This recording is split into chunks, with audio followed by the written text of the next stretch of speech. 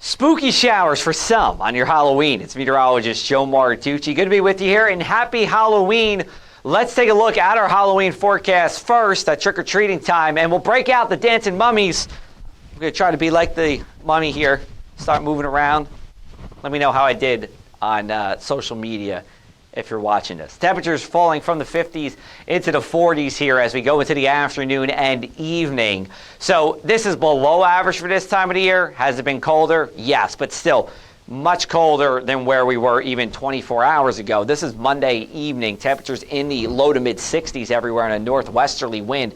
Cold front just passed by this point in time.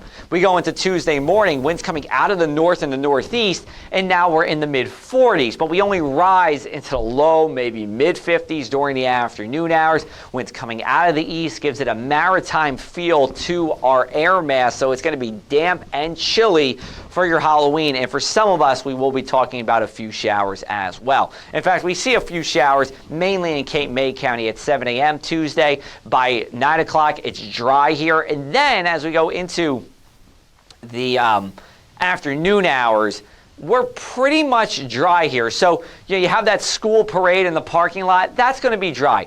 Once you get out of school, maybe you're taking your kids trick-or-treating right away, should be dry as well. But the rain showers do try to get into the region around 5 o'clock in lower Cape May County, and then it slowly spreads to the north as we go into the evening. So by 7 o'clock, it might be getting as far north as Avalon or Cape May Courthouse, but by the time it really gets to a good portion of our area, the trick-or-treating's over. It's eating the candy time. It's 10 o'clock here. Brigantine to EHT to Fortescue on south and east. You could see rain here, but that would even be it for these areas. And then overnight, we're going to be dry here, and we'll see clearing sky. We'll get a sunrise in many spots on Wednesday morning. And then Wednesday itself is really a few sprinkles that'll be around throughout the day, mixed with sunshine on a cooler day. We take a look at these forecast rainfall totals. Highest totals along the shore in Atlantic and Cape May counties, and that's because of that steadier rain we'll be talking about on our Halloween evening. We take a look at some coastal flooding as well here. Between 9 a.m. to 2 p.m., we could see up to 3 hours of tidal flooding. So this is minor flood stage, the kind we see a couple dozen times a year, the kind we saw on Monday and the kind we saw on Sunday as well. I will say tides will be a little bit lower here on Tuesday as opposed to Monday. Monday we were in that high minor stage, bordering on moderate. We didn't get to moderate, we were on that high minor stage. Today is more of on that lower end of minor. So we take a look at some areas to flood. This is Atlantic City, low-lying areas. This is Melrose here. You can see some water, and it's really the susceptible places that would see up to 3 or 4 inches of salt water. Make sure not to drive through it.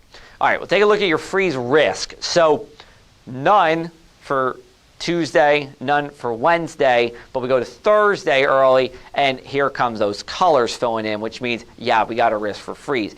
Anywhere that you see the purples or the pinks is an over 50-50 shot of seeing freeze. And by 8 a.m. on Thursday, a large part of our area, over a 50-50 shot here. Now, the only exceptions is along the immediate shoreline, and yep, southern part of Cape May County, Cape May bubble doing its thing. So if you're in Lower Township, West Cape May, North Cape May, probably not going to see a freeze, though you could be talking about a frost as well. That freeze risk ends by 9 o'clock everywhere here, and then we have no risk of freeze at least through the weekend. Here's a look at our overnight lows Wednesday night into Thursday morning. So below freezing inland here, but even at the coast, even though it's not 32 degrees, still enough for some frost here, especially from Sea Isle City on north. So obviously we don't have farms at the shore, but if you got a little garden and it's still going, you make sure to cover your plants and protect them because they could get damaged with that frost Wednesday night into Thursday morning. All right, here's a look at our inland 7-day forecast.